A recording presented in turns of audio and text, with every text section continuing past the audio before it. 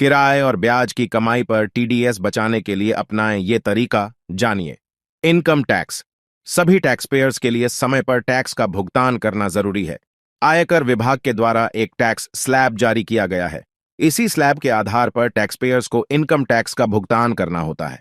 अगर ऑफ उस स्लैब में शामिल नहीं है तो ऐसे में आपका टीडीएस काटा जाता है। आपको इस आर्टिकल में कुछ ऐसे टिप्स बताए जा रहे हैं जिससे आप अपना टीडीएस बचा सकते हैं। आयकर विभाग द्वारा बनाए गए टैक्स नियमों के अंतर्गत आने वाले सभी व्यक्ति को सही समय पर टैक्स का भुगतान करना होता है। अगर आयकर विभाग ने कर योग्य सीमा भी बनाई है, इस सीमा के भीतर आपकी इनकम आती है तो आपको टैक्स का भुगतान नहीं करना होता है। वहीं अगर कर योग्य सीमा से ज्यादा इनकम होती है तो आपको टैक्स का भुगतान करना होता है। आपको टैक्स का भुगतान करते समय इस बात को सुनिश्चित करना चाहिए कि आप सही समय पर टैक्स का भुगतान करें। अगर आप ऐसा नहीं करते हैं तो आपके नाम पर इनकम टैक्स का नोटिस भी आ सकता है। आपके सैलरी, रेंट और बैंक से मिलने वाले इंटरेस्ट पर टीडीएस लागू होता है। इन करदाताओं का टीडीएस काटा जाता है। अगर कोई वेतनधारक व्यक्ति के पास बैंक अकाउंट है या फिर उसे रेंट से इनकम होती है तो उसका टीडीएस काटा जाता है। ये टीडीएस की गणना इनकम टैक्स स्लैब के आधार पर किया जाता है। इनकम टैक्स अधिनियम 1961 के तहत ही टीडीएस की दर को तय किया जाता है।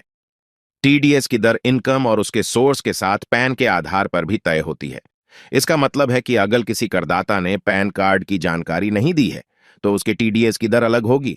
अगर आपकी इनकम कर योग्य से कम है और आपका टीडीएस कट रहा है तो आप उसे सुधार करने के लिए फॉर्म 15GH का इस्तेमाल कर सकते हैं। फॉर्म 15GH का इस्तेमाल कौन करता है? ये दोनों फॉर्म 15GH दो अलग आयु वर्ग के लिए होता है।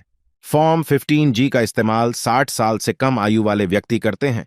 वहीं फॉर्म 15H का उपयोग सीनियर सिटीजन द्वारा किया जाता है।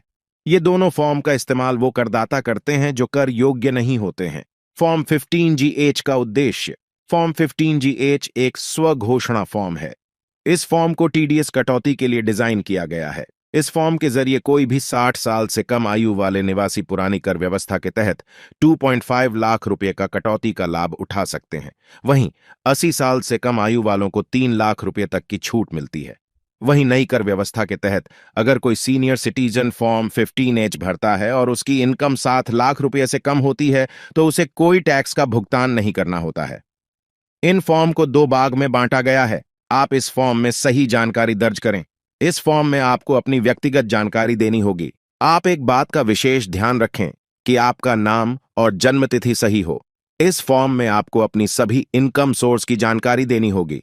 इसके लिए आपको अलग अलग फॉर्म भरना होगा। अगर आपके पास 4 बैंक अकाउंट है तो आपको 4 फॉर्म भरना होगा।